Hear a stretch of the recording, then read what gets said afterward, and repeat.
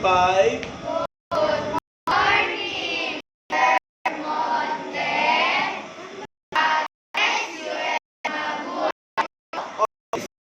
Study about multiplying.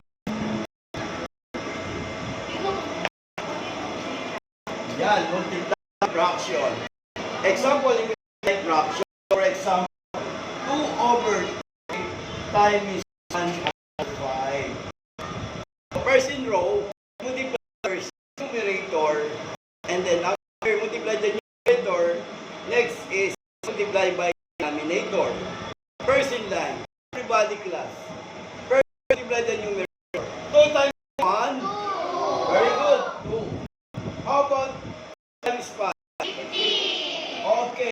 What is the final answer? 250. Okay, 2 over 15 is the final answer. There is a simplest form. Okay, no. This is the final answer.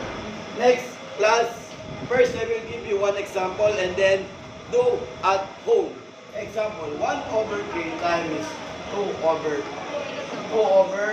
7. So that is, plus, this is my example. Answer at